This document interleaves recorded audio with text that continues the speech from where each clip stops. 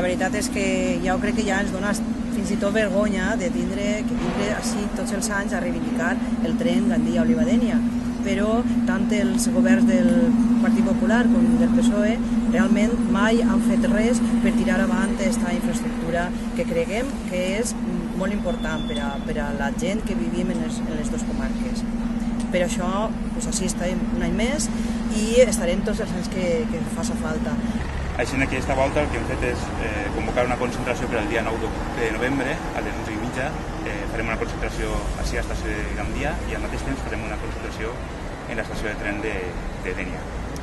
Que pretenem que vinga la gent, que vinga amb les maletes i que continuem portant aquest tema al carrer per a que ningú polític de la Generalitat ni de l'Estat s'oblide que és una infraestructura necessària.